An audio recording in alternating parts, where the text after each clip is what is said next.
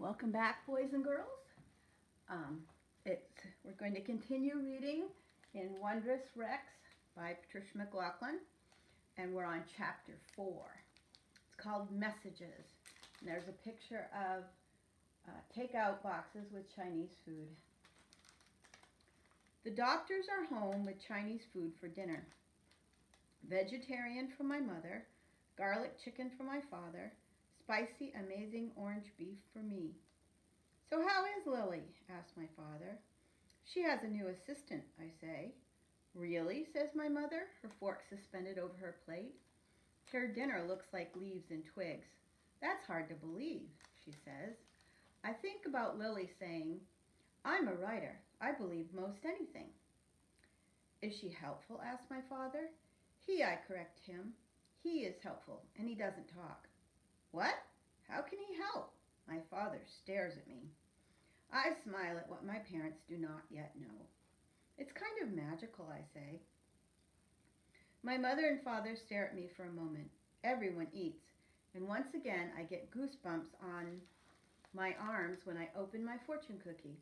I straighten the paper with the written message. It reads, Your talents will soon be discovered. Or recognized, sorry. Your talents will soon be recognized. At school, I show my fortune to Miss Luce.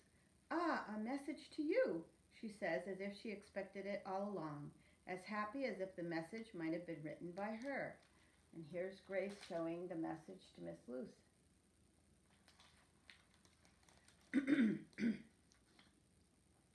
Daniel and I walk home together talking about his white dog who guards and herds his farmer grandfather's large flock of sheep. Sometimes she walks over their sheep's backs to get to the other side, watching for coyotes or wolves, he says. Dogs are smart. And they don't talk, I say before I know I'm saying it. No, they don't, says Daniel matter-of-factly. I stop walking. Daniel stops. Can you keep a secret? I ask. Daniel nods. I know many secrets. My Aunt Lily has a dog assistant who helps with her writing, I say. Great, I'm not surprised. I told you dogs are smart. He starts walking again, and I am relieved to have told a secret and to have told it to Daniel. What do doctor and doctor think about that? Asks Daniel. They don't know yet, I say. Daniel grins his big grin, which means he is truly amused. He doesn't ask any more questions.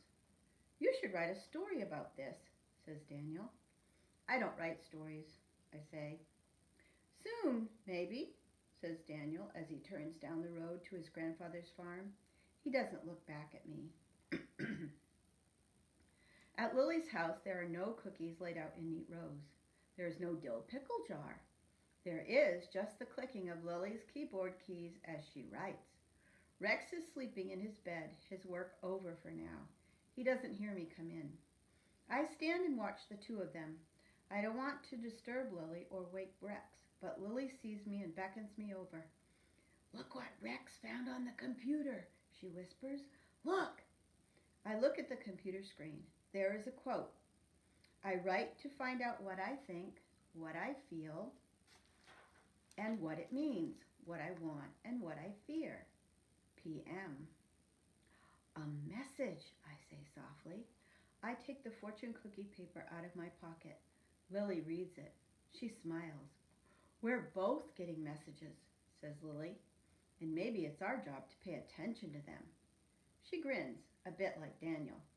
Rex gets up at the sound of Lily's voice, stretches and comes over to me. Rex shakes his head toward the door. He wants out. Messages. Chapter 5. The Secret. And there's Rex. My mother and father, doctor and doctor, visit Lily after work. I was wondering how long it would take them. My father kisses Lily. My favorite sister, he says. Your only sister, says Lily. Hi, Gracie, my favorite daughter. And only, I say. Rex goes up to my mother and sits in front of her. Hello there, she says, stroking Rex. Why do you have this dog? Asks my father, patting Rex. His name is Rex, says Lily. I'm keeping Rex for a friend. He's good company. He relaxes me, and his kindness is inspiring. I steal a look at Lily. She doesn't look at me. Lily's not about to tell my mother and father that Rex can use the computer and can read. Nice, says my father. And where's your assistant? Not working with me today, says Lily in a light voice. Rex looks at my father and mother. He doesn't go to the computer. He doesn't arrange papers. He doesn't sit on the chair by Lily. He shakes his head toward the door. He wants out, says my father. Smart dog. It's almost like he's talking. My father goes to the door and looks at Lily. Does he need a leash? He asks. Lily and I laugh. Not Rex, I say. Not Rex, echoes Lily. Both my parents' phones ring. They listen, then end the calls. We have to go back to the hospital, says my mother to Lily and me. Emergency. 4 children and a bicycle accident. Lily waves at them. Go, go. Grace can sleep here if you're late. There's no school tomorrow. My parents kiss me goodbye. They both pat Rex before they go. Nice dog, says my father as he goes out the door, and smart. Rex was a regular dog with my mother and father, I say. Not your assistant. Did you notice? I did. Rex knows things, says Lily. Rex looks at us for a moment. He goes to the computer and presses a key. He moves his paws over the keys. He's very quick. There's a picture of Rex at the computer. Lily and I look at each other. We've never seen him move this fast before. 2 sentences appear on the computer screen. They are, dogs know secrets, dogs keep secrets.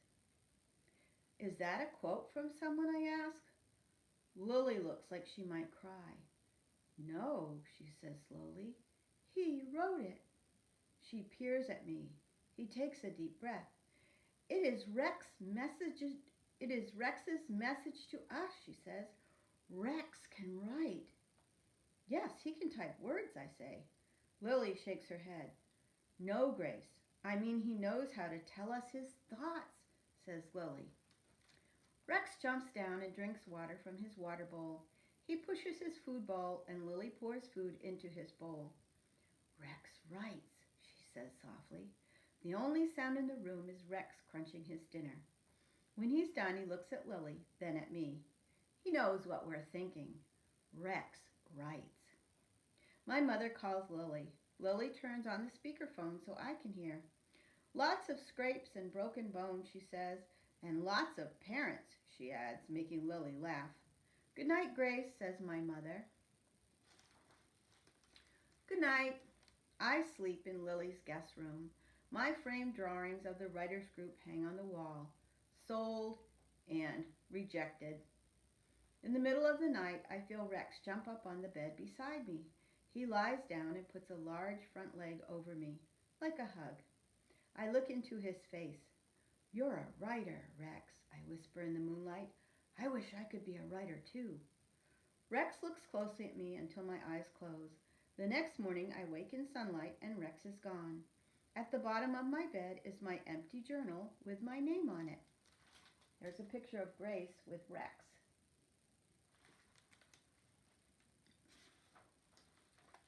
It is open to the first page. There is a pen beside it. I pick it up. Maybe Lily put it there for me. I go to the desk by the window and I write, I am 7 years old and am writing this for the first time ever. I know words, but I don't yet know how to string them together to shape how I feel and what I think into a story. But I have help, and maybe that help will be part of what I write. Grace. Chapter 6, A Bit of Magic. There's a desk under the window. Lily is writing at her computer, her desk neat. The front door is open. I hear Rex woof outside. Maxwell the magician looks inside, Rex with him. Maxwell, Lily says, smiling. Come in. Hello, Grace, he says to me. Hello, I say. Rex can write, I blurt out before I know it. Maxwell sighs. Yes, I know, he says. I didn't tell you. I wanted you to discover his bit of magic yourselves. Lily smiles at the words, his bit of magic. Rex looks so happy, Maxwell says almost wistfully. Don't worry, I just came for a visit. He's working, right? Lily puts her arms around Maxwell. He's working, she says. I'm working, and I owe you a great deal for him. Maxwell shakes his head and smiles. No, I owe you. Seeing him happy, seeing you happy, is what I want. He is your dog now. He hands Lily a card. Here's the name of his vet. It's just down the street. Maxwell bows to us. I'll visit from time to time, he says. I have to go train my chicken. A chicken? I ask. A smart chicken, says Maxwell. What does the chicken do? I'll let you know the next time I visit. He kisses Rex on the head. When he leaves, Rex watches for a moment, then jumps up on his chair. Lily laughs. Okay, okay, she says, sitting beside him. Lily, did you put my journal on my bed last night? What journal? No, I did see Rex with his nose in your school backpack, she says. I look at Rex. It was open to page 1 and there was a pen next to it, I say. Lily smiles. Your father said it. Smart dog. Little does he know, I say. Lily bursts into laughter. Rex looks over and pushes the search button. His paws move over the keys. 2 quotes appear. There is joy in work. Dance like no one is watching. Lily gets up, grabs my hands, and without music, we dance wildly around the room, whirling and laughing until we collapse on her couch. Rex watches us for a moment, then leans over to press a button. Lily's new story comes up. Winter will soon sit outside with its early dark. What are you writing? I ask. Lily shakes her head. I don't know yet. I'm setting a scene, a time of year. I'll follow it to see where it goes. Winter coming? Is it fearful or exciting? She smiles at me. Maybe Rex will know, she says. I think of Maxwell's words. A bit of magic. That's all for right now, boys and girls. That was chapters 4 through 6 in Wondrous Rex. And we'll get back to it in a little bit. Take care. Bye.